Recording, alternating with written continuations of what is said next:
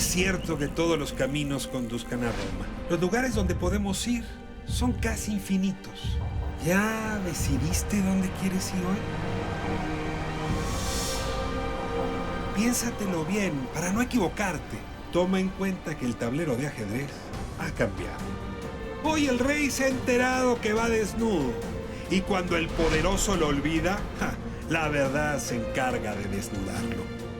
Hay que tener talento para pensar fuera de la caja, para combatir los prejuicios, los ajenos, pero sobre todo los propios.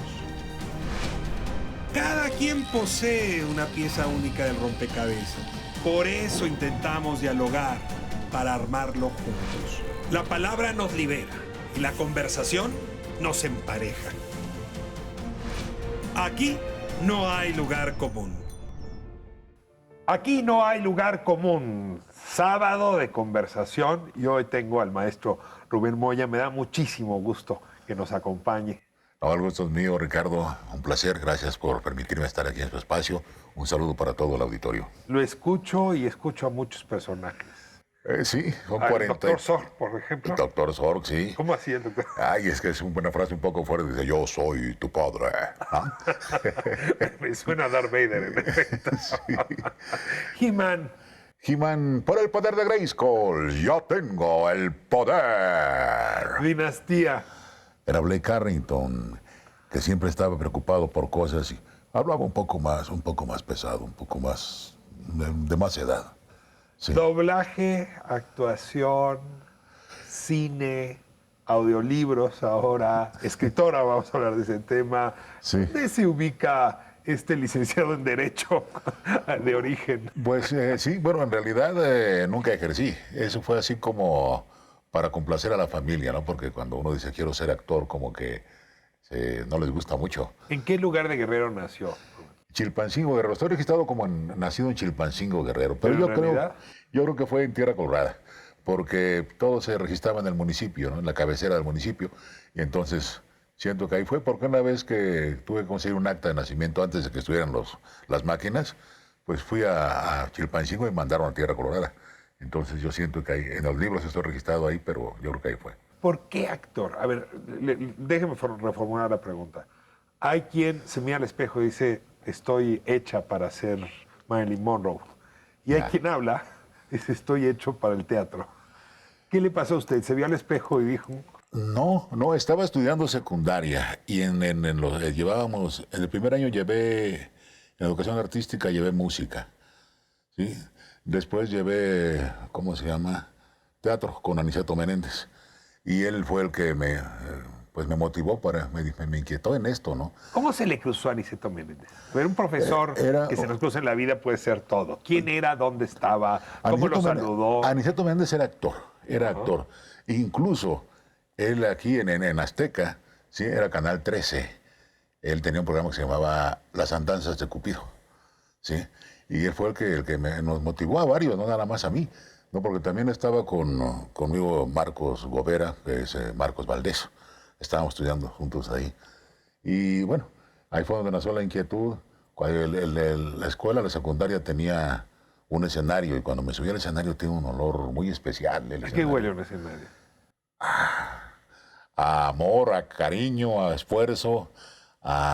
Es una combinación de energías, vamos, de los actores, de las personas que se presentan ahí, ¿no?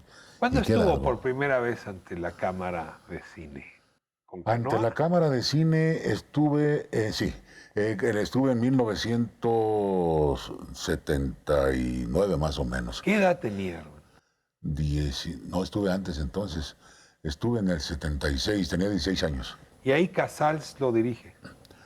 No, ahí me dirigió... Sí, fue Casals. Sí. Felipe Casals. Sí, Felipe Casals, sí. Fue ahí en La Puerta Falsa. ¿Se imaginó una carrera en el cine? ¿O cuándo empezó a pensar que también la voz podía darle de comer? En realidad, yo no sabía de la existencia del doblaje. No pensé que uno pudiera vivir de la voz. Hasta estaba haciendo teatro y tengo un amigo que se llama, bueno, eso vino de Jaime Fernández, le decimos Pelucho, pero se llama Ricardo Fernández, ¿no? Entonces, él me dijo de la existencia del doblaje. Yo le dije, ¿qué es eso? Porque yo pensaba que los actores, los extranjeros, hablaban muy bien el español. Incluso, sí, de verdad, incluso mejor que nosotros, ¿no? Entonces, oye, qué bonito hablan, ¿no? Comentaba todo eso.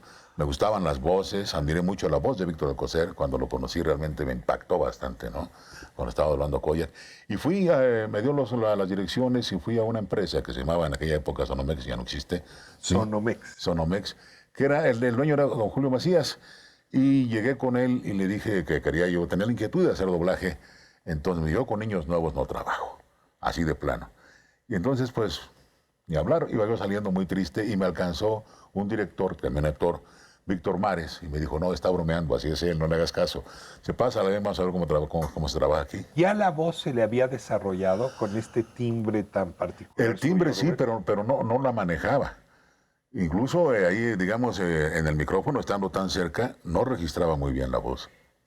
He hablado aquí con muchos deportistas que cuentan cómo van cincelando su cuerpo, o con quien se dedica a la danza, o con quien se dedica, en efecto, a que el cuerpo se amolde a su profesión. Sí. ¿Me cuenta un momento cómo se amolda la voz a una profesión? ¿Cómo se trabaja? ¿Cómo se cuida? ¿Cómo se ejercita? Bueno, hay ejercicios de dicción, sí, gesticular, básicamente gesticular todo el tiempo, ¿no? En un principio, para tener claridad en la voz, buscar la proyección. Si tenemos algún problema de dicción, también ver de qué se trata, porque a veces es una palabra que viene en conjunto con otra, con toda una frase completa. La palabra suelta no es problema, sino que viene la frase completa y es lo que hay que estudiar. Yo tenía problema con programa, por ejemplo, ¿no? ¿Programa? Con programa, y entonces practicaba yo mucho, programa. Se le atoraba la... Sí, o por decir a solo 129.90, ¿no? Pero si yo decía 129.90, no tenía problema, pero cuando decía a solo 129.90, también me equivocaba. A ver, lo tengo ahí porque usted ha anunciado licores, Sí. campañas de publicidad. Sí. A ver, esta de a solo 29.90, supongo que sea alguna tienda de autoservicio. Sí, es una promoción de algún precio, de alguna cosa así, pero... Y se empezó usted a volver una voz conocida del ecosistema. Sí, pero no era la idea. Yo jamás pensé que llegara a ser así. Sí, a mí realmente tuve la fortuna de trabajar con grandes actores como Narciso Busquets, Eduardo Alcaraz, ¿no? Que Eduardo Alcaraz fue mi padrino en televisión, me dio la primera oportunidad para hacer televisión en un programa. Y pues yo creo que tuve la fortuna de conocer personas muy especiales que además estaban siempre dispuestas a aportar algo a los jóvenes que estábamos empezando. Ahora hay un desdoblamiento de la literatura que a mí me tiene muy impresionado, y es el audiolibro. Sí. El audiolibro implica también una profesión, implica muchas horas de grabación. Así es, sí. Grabar 500 páginas de una novela no es una tarea sencilla. Y ese es un mundo que se está abriendo camino, porque pues en efecto uno puede leer un libro mientras conduce en la carretera, o leer un libro cuando uno ya ha perdido la vista por la edad, ¿no? Claro. Por alguna otra situación. Sí. Y ahí usted ha tenido también una trayectoria, Raúl. Cuéntenme. Bueno, sí, empecé con un libro que se llamó Los Cuatro Acuerdos, se llama Los Cuatro Acuerdos, muy interesante. Eso estaba programado para hacerse en 5 días, lo hicimos en 2, ¿no? Pero pues es la práctica O sea, también. 2 días sin parar de hablar. Eso es peor que un discurso de Luis Echeverría. No, eran 12 horas diarias más o menos, en 24 horas lo hicimos, ¿no? Sí, 12 horas. Ninguna persona que no tenga su capacidad y su ejercicio puede hablar más de 3 horas seguidas. Pues sí, lo que pasa es que en la práctica, ¿no? La práctica ya nos da mucha ventaja, sobre todo que vamos leyendo adelantado, para poder concretar las ideas y, bueno, las intenciones, ¿no? Porque cuando nosotros leemos lo que vamos diciendo, solo transmitimos al público palabras, frases y oraciones.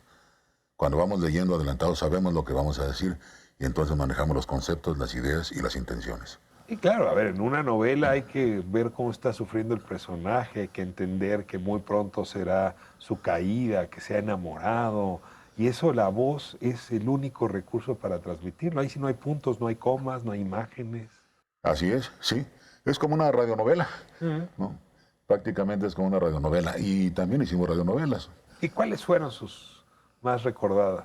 Pues me tocó trabajar en Calimán, haciendo algún villano también ahí, ¿no? El villano se le daba. Sí, por el tipo de voz.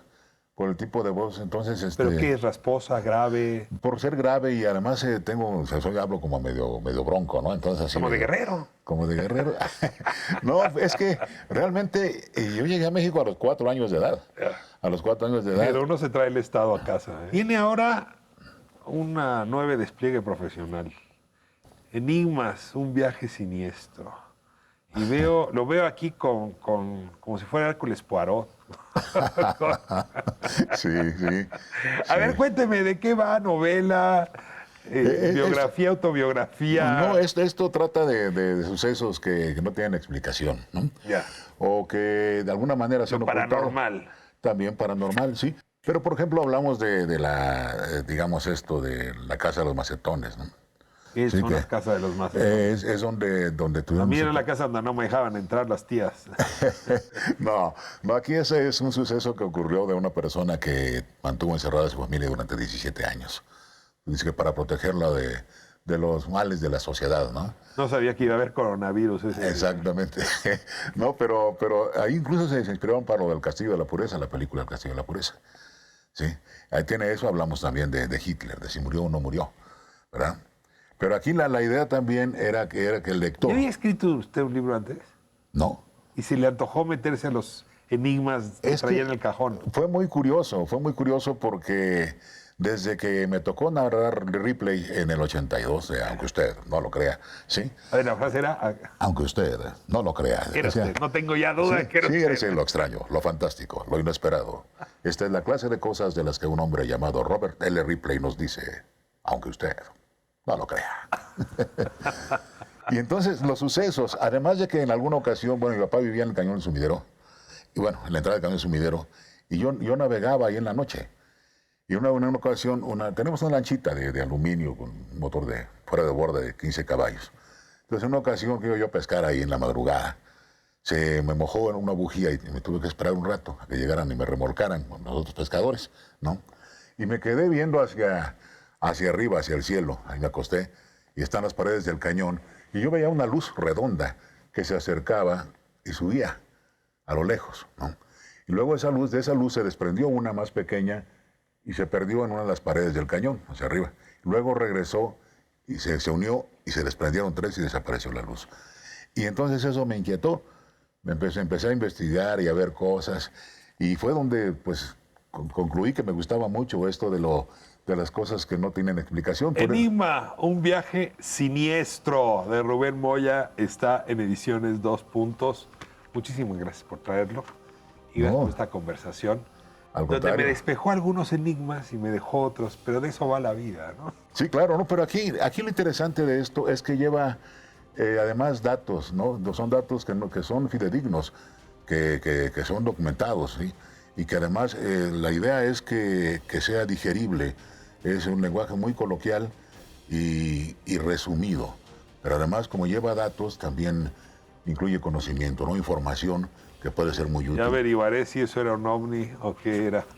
A lo mejor después de eso le recetaron lentes. Hay de todo.